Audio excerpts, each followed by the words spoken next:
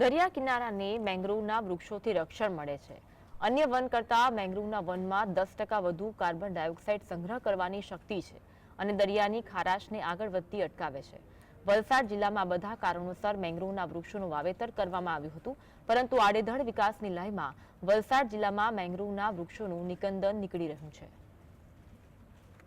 Mangrove એટલે કે ચીરના જંગલોના મામલે પશ્ચિમ બંગાળ પછી ગુજરાત બીજા નંબરે આવે છે, જે ગૌરવની બાબત છે।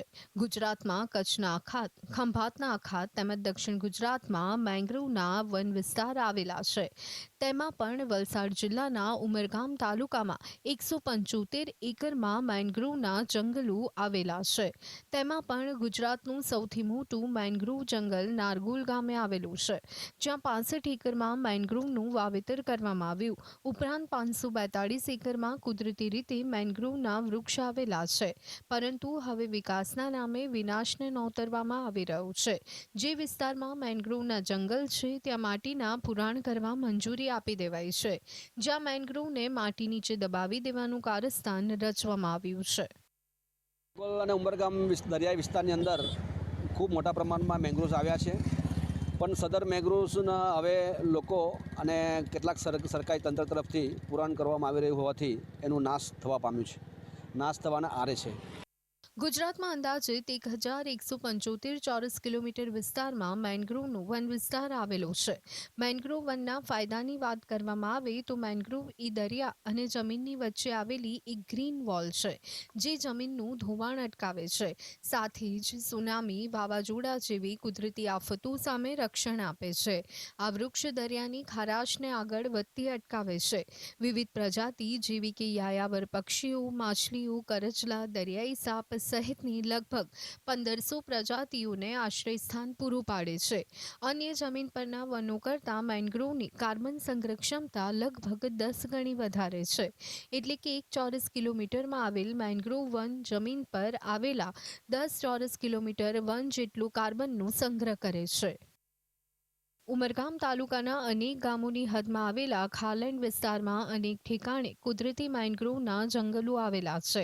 ખાલેન્ડ વિસ્તારમાં અન્ય વૃક્ષોનું વાવેતર કરવું એ અશક્ય છે, પરંતુ જૈવ વિવિધતા માટે ઘણી રીતે મહત્વપૂર્ણ એવા મેંગ્રોવ એટલે કે ચીરના જંગલોમાં ઉમેરો કરવા ઉમરગામ તાલુકાના ઉમરગામ, નારગોલ, ખતલવાડા, પડગામ ખાતે રિઝર્વ ફોરેસ્ટ દ્વારા સફળતાપૂર્વક મેંગ્રોવનું વાવેતર કરી જંગલો નિર્માણ કરવાની શરૂઆત કરાઈ, જેથી વલસાડ જિલ્લાના ઉમરગામ તાલુકાના નારગોલમાં 65 એકરમાં, ઉમરગામમાં 25 એકરમાં, ખતલવાડમાં 25 એકર, પડગામમાં 65 એકરમાં મેંગ્રોવના જંગલ વિસ્તરેલા છે। મેંગ્રોવ્સના કારણે એક તો પર્યાવરણ અને દરિયાઈ જીવસૃષ્ટિને બચાવવા માટે બહુ મહત્ત્વનો ભાગ ભજવે છે, અને આ મેંગ્રોવ્સ ન હોય તો સમગ્ર ગામ કદાચ એક દિવસ આગામી દિવસોની અંદર પાણીમાં ગરકાવ પણ થઈ શકે છે। એવી ગંભીર પરિસ્થિતિ હોવાના કારણે આ મેંગ્રોવ્સને આપણે કોઈક ને કોઈ રીતે બચાવવાના પ્રયત્ન કરવો જોઈએ। મેંગ્રોવના જંગલો માનાટી, હોક્સાબિલ, ટી ટર્ટલ અને ફ્લોરિડા પેન્થર સહિત ઘણી પ્રજાતિઓ માટે માળો અને સંવર્ધન માટે જરૂરી જંગલ કહી શકાય, પરંતુ ગુજરાતમાં અણઘડ રીતે વૃક્ષોના નિકંદનના કારણે ગ્રીન કવર સતત ઘટી રહ્યું છે।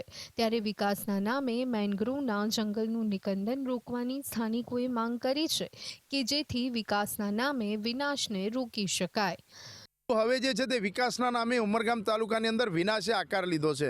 મોટા પ્રમાણની અંદર ખાજણ વિસ્તારમાં પુરાણની મંજૂરી આપવામાં આવે છે। કેટલાક મોટા માથાઓ અને રાજકારણ સાથે સંકળાયેલા લોકો જે છે આડેધડ પુરાણો કરી રહ્યા છે। ધીરે ધીરે જે છે તે આ સંરક્ષિત વનસ્પતિ છે એનો વિનાશ થઈ રહ્યો છે। એક તરફ સરકાર જે છે તે પર્યાવરણ બચાવવા માટેની વાતો કરે છે, તો બીજી તરફ અહીં જે છે તે ઉમરગામ જેવો તાલુકો છેવાડાનો છે, અહીં આડેધડ પુરાણની પ્રવૃત્તિઓ ચાલી રહી છે। ત્યારે જો મેંગ્રોવ્સને બચાવવાની વાતો ચાલતી હોય, દરિયાઈ ધોવાણ અટકાવવાની વાતો ચાલતી હોય, ત્યારે મેંગ્રોવ્સના જંગલોને બચાવવું પણ ખૂબ જરૂરી છે। રાજેશ પાવસ્કર, GSTV, ઉમરગામ।